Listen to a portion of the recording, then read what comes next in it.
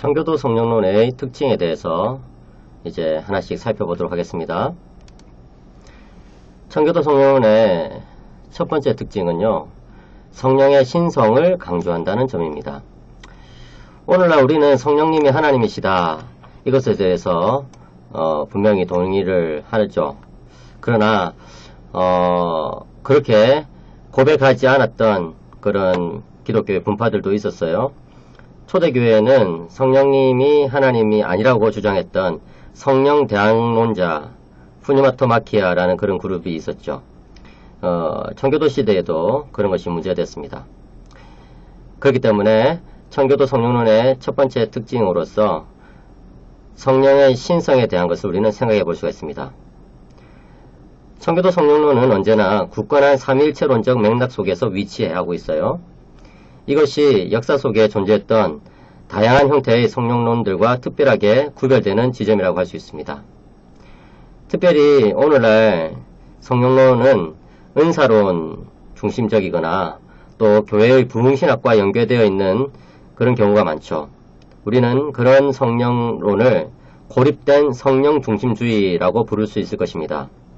하지만 청교도들은 어디까지나 삼일체론의 맥락 속에서 성령의 인격과 사역을 파악했습니다. 그리하여서 그들은 균형 잡힌 성령론을 추구했다고 볼 수가 있죠. 이것은 아까 말씀드린 것처럼 청교도들이 활동했던 시대에 성령의 신성을 부인했던 그런 그룹이 있기 때문에 문제가 되었는데요. 그들은 소키니우스파였습니다. 영어로는 소시니안이라고 그렇게 말하죠. 이들은 삼일체론을 부인했죠. 소시니안들은 어떻게 생각하면 좋으냐 하면은 1500년대 후반부터 활동했던 합리주의적 기독교 추구자들이라고 생각하면 됩니다. 그래서 소시니안들에 대한 연구가 최근에 많이 일어나고 있는데요. 그 책들에서 소키니우스파를 최초의 합리주의적 신앙을 추구했던 사람들 이렇게 규정하고 있는 것을 보고 있거든요. 그렇게 본다면은 이 소키니우스파들에 대항해가지고 삼일체론을 굳건히 주장하면서 그런 맥락 속에서 성령님의 신성을 아주 청교도들이 강하게 주장했다, 이렇게 볼 수가 있는 것이죠. 자, 계속해서 한번 살펴보겠습니다. 그러면 청교도들은 성령님의 신성을 어떻게 증명했느냐? 5가지 방법이 있어요. 첫째로 청교도들은 창조주와 피조물의 이분법을 통해서 성령의 신성을 증명했습니다. 무슨 말이냐? 이 세상에 존재하는 모든 존재자들을 크게 둘로 나눈다면은 이 세상을 만드신 창조주 하나님과 창조주 하나님의 지으심을 받은 피조물, 이렇게 둘로 나눌 수가 있겠죠. 그런 상황에서 성령님은 어디에 속하냐 하는 것이죠. 만약에 이런 이분법적인 생각 속에서는 성령님이 피조물이 아니라고 한다면 당연히 성령님은 창조주이시다, 이런 결론이 나오겠죠. 그죠? 그래서 오해는 성령은 하나님의 영이시기 때문에 하나님이시다, 이렇게 주장을 했고요. 또 보다 좀 구체적으로 구디는 영이라고 불리는 것은 하나님에 의해 창조되었든지 아니면 하나님이든지 둘 중에 하나이다 라고 주장했어요. 그런데 성령님은 영이라고 불리지만 하나님에 의해서 창조되었다고 볼 수가 없죠. 성경은 그런 것을 가르치지가 않거든요. 그렇기 때문에 성령은 하나님이시다, 이렇게 구디는 증명했던 것입니다.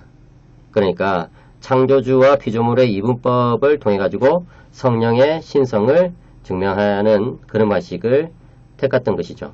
네. 사실 이런 방법은요, 벌써 교부들이 사용했던 방법을 가지고 와가지고 적용한 것이라고 볼 수 있어요. 둘째로 청교도들은 창조와 구속의 행위는 하나님만이 하실 수 있는데 성령님은 그 일들을 하시기 때문에 성령님은 하나님이시다 라고 주장하고 있어요.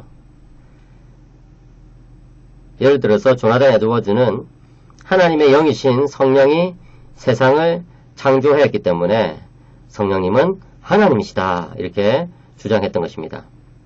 마찬가지로 스티픈 차녹도 이렇게 말했어요. 구속의 사역은 창조의 사역보다 사실 더 큰 일이다. 그런데 구속의 사역을 성령님께서 하고 계신 것을 보면 아, 성령님은 분명히 하나님이시구나 하는 것을 우리는 알 수 있다는 것이죠. 여러분 생각해 보세요. 이거는 이제 작은 것에서 큰 것으로의 논쟁이라고 볼 수 있죠. 창조사역이 구속사역보다 더 작은 것인데 창조사역을 하신 분은 당연히 하나님이시라면 그보다 더 큰 구속사역을 하신 분은 너무나 분명하게 하나님이 아니겠느냐 하는 그런 것이에요. 이렇게 작은 것에서부터 큰 것으로의 어떤 논쟁 이런 것들은 논리학에서 많이 쓰는 방법이거든요. 찬옥은 그런 것들을 성령의 신성을 증명하는 데 사용했던 것을 우리는 볼 수가 있습니다.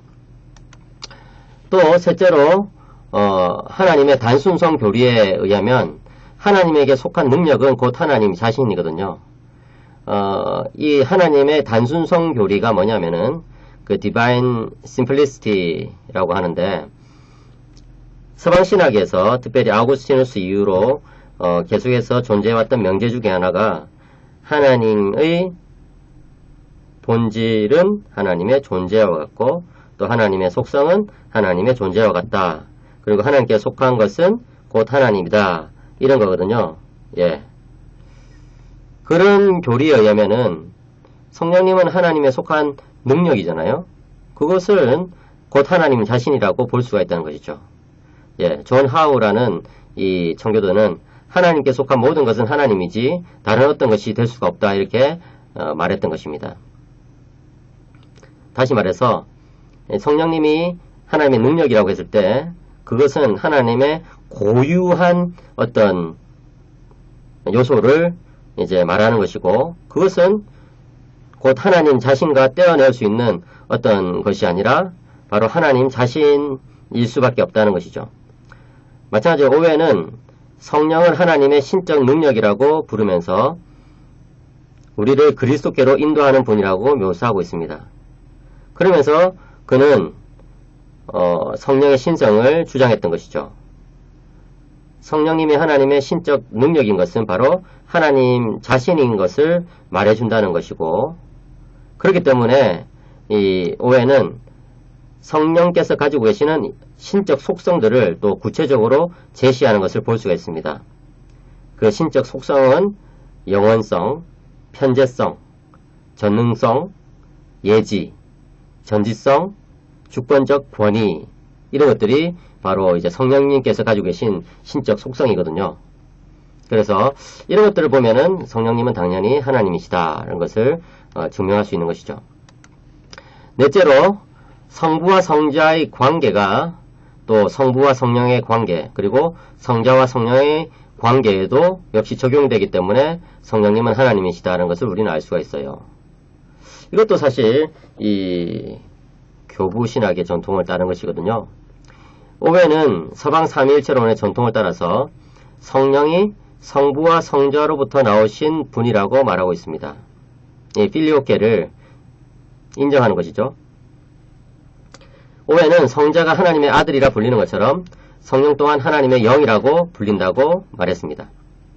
그는 신자가 사무의 각각의 위격과 누리는 교제의 풍성함을 다룬 글이 있는데 거기서 신자는 성부 하나님과 성자 하나님과 교제를 나눌 뿐 아니라 성령과의 교제 역시 하나님이신 성령과 교제를 나눈 것이다 이렇게 주장해요. 무슨 말이냐면 이 오웬이 이제 중요한 책을 한 권 쓰거든요. 도대체 삼위 하나님의 각각의 위격과 나누는 교제가 어떻게 좀 성도들에게 다를 수 있느냐 하는 그런 책을 써요. 예, 아주 재밌는 책인데 그 책에서 오웨는 신자가 성부와 교제를 나누고 성자와 교제를 나누고 성령과 교제를 나누는데 그 성부와 성자와 나누는 그 교제의 풍성함은 성령과 나누는 교제와 사실은 동일하고 그렇기 때문에 역으로 보자면은 성령과 나누는 그 교제는 다름 아닌 하나님과 나누는 교제이다는 것을 주장했던 것이죠. 예. 이런 것을 보면 청교도들의 신학이 아주 한편으로는 실천적이고 또 아주 체험적이지만 또 한편으로는 상당히 삼일체적이구나. 또 이 성령 하나님의 어떤 위격 이런 것에 대해서 아주 깊이 있게 고민을 했구나 하는 것을 볼 수가 있고 청교도 신학이 가지고 있는 그런 실천적인 측면을 역으로 이용해 가지고 성령의 신성을 증명하는 데 사용했구나 하는 것을 또 알 수가 있어요. 참 재미있는 부분이죠. 에즈워즈는 성부, 성자, 성령의 내적인 관계성은 신적 교제라는 측면에서 동일하다고 그렇게 주장하였습니다. 그러니까 성부께서 성자와 나누는 교제, 성자께서 성령과 나누는 교제, 성령께서 성부와 나누는 교제는 사실은 신적 교제라는 측면에서 동일하다는 거예요. 왜냐하면은 성부, 성자, 성령 하나님이시니까. 그렇죠. 예. 구디는 삼위의 이러한 내적인 교제는 우리 피조물과 나누는 교제와 구분되는 것이라고 분명히 이야기합니다. 그러니까 우리 피조물과는 별개로 삼위 하나님 안에서만 이루어지는 그런 아주 고유한 교제라고 주장하고 있어요. 이 삼위 하나님 안에서 이루어지는 교제를 좀 어려운 말로 페리코레시스적인 교제라고 부르거든요.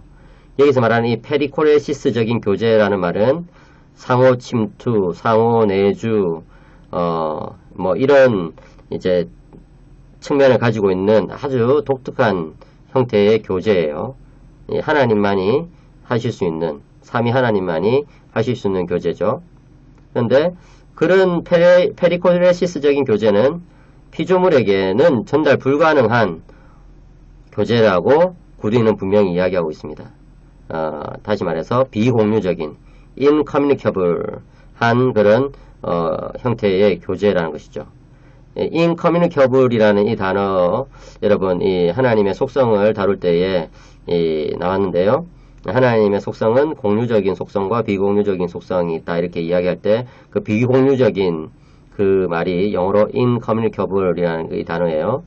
그러니까 이제 삼위 하나님의 내적인 그 교제, 페리코레시스적인 교제는 incommunicable, 피조물과는 비공유하는 비공유적인 형태의 교제라는 것을 구디는 주장했습니다. 그 참 이런 것들을 보면은 청교도들이 아주 세밀한 부분에 있어서까지 고민을 했다는 것을 알 수 있어요. 오늘날 많은 신학자들이 이런 페리코레시스적인 교제를 우리들도 닮아가야 된다. 그래서 부부 사이에 페리코레시스적인 교제, 또 인간과 또 자연 사이에, 또 심지어 또 그 이제 이 사회적인 활동 이런 모든 것들을 다 페리코레시스라고 부르는 그런 사람들도 있거든요. 근데 그것은 옳지가 않다고 구디는 말하는 것이죠. 예. 그래서 하나님께 속한 것은 하나님께 속한 것으로 놔두는 것이 바람직하다 이렇게 볼 수 있습니다. 다섯째로 성령은 신성에 붙여지는 이름과 위엄을 갖고 계시죠. 그렇기 때문에 하나님이라고 청교도들은 주장했습니다. 존 오웬은 이 푸니마토몰로기아, 이 성령론, 푸니마토몰로기아라는 이 성령론의 한 장을 오로지 이 주제에 할애하고 있습니다. 오웬은 성령이 신적 인격에만 붙여질 수 있는 이름을 가지고 있기 때문에 하나님이라고 주장하고 있는 것이죠. 오웬은 루아흐라는 이 히브리어 단어가 가진 여러 용례들을 조사한 다음에 이 신적 위격에만 붙여질 때가 있다는 것을 여러 성경 구절들을 가지고 증명하는 것을 볼 수 있어요. 무엇보다도 거룩한 영, 하나님의 영, 아들의 영이라는 이런 명칭에는요. 오로지 신적 위격인 성령에게만 붙여지는 그런 명칭이거든요. 그래서 이 영이라는 이 단어 앞에 어떤 수식어가 붙느냐에 따라서 성령을 고유하게 부르는, 지칭하는 그런 경우가 있다는 거예요. 그것을 이제 오웬이 주목한 거예요. 오웬은 신자가 성부에게 영광을 돌리듯이 성자에게도 영광을 돌려야 하며 성령에게도 마찬가지로 영광을 돌려야 한다고 주장했어요. 리처드 십스도 마찬가지로 하나님의 이름으로 말하는 것을 하나님의 영으로 말하는 것과 같은 것으로 이렇게 주장했거든요. 그렇기 때문에 이 성령님께서 가지고 계시는 고유한 이름 그리고 위엄 이런 것들이 역으로 성령 하나님의 신성을 보여준다 이렇게 증명했던 것입니다. 청교도들은 교부들과 마찬가지로 이상에서 설명한 5가지 방법을 사용해서 성령님의 신성을 증명합니다. 성령님은 하나님이시다 라는 것을 이렇게 증명한 것이죠. 그렇게 해가지고 성령론이 삼위일체론과 연관성을 가지면서 전개되도록 했어요. 제가 금방 설명했던 내용들이 사실은 한편으로는 성령론적인 내용이지만 또 한편으로는 삼위일체론적인 맥락과 이제 서로 맞닿아 있거든요. 그렇게 해서 청교도들은 성령을 하나님으로 인식하면서 성부와 성자의 외적 행위를 성령에게도 돌리는 것을 볼 수 있습니다. 여기서 외적 행위란 것은 라틴어로 오페라 아드 엑스트라라고 그러죠. 예, 이 외적 행위 하나님께서 이 피조 세계에 대한 그 하나님의 경륜을 오페라 아드 엑스트라라고 하는데 그런 것들을 성령께도 돌릴 수가 있다 이렇게 주장했던 것이죠. 이처럼 청교도들은 성령이 하나님이심을 강하게 주장함으로써 하나님의 외적 사역, 특히 구원 사역을 삼위일체적으로 이해하는 그런 기반을 마련했습니다. 그러니까 여러분 우리가 이 인간의 구원에 대해서 이해할 때 하나님 아버지께서 우리를 구원하신다. 또 하나님 아버지께서 그 아들을 우리를 위해서 보내셨다. 그리고 그 아들은 십자가에서 우리를 대신하여 달려 우리 죄를 대속하심으로써 우리를 구원하셨다. 그리고 부활하셨다. 이렇게만 설명하면 안 되고 성령께서 또 이런 구원 사역에 있어서 어떤 역할을 하셨느냐 하는 것까지 강조해야지 우리가 구원에 대해서 올바르게 이해할 수 있다는 것을 알 수 있죠. 청교도들의 이 성령론이 그래서 우리들에게 이런 깨달음을 주고 있습니다. 아주 중요한 것이죠. 이것이 청교도 성령론의 첫 번째 특징이에요. 성령님의 신성을 증명했다는 것이죠. 계속해서 청교도 성령론의 두 번째 특징을 살펴보겠습니다. 그것은 성령과 그리스도의 연결성을 강조한 것입니다. 계속해서 이 방송을 들어주시기 바랍니다.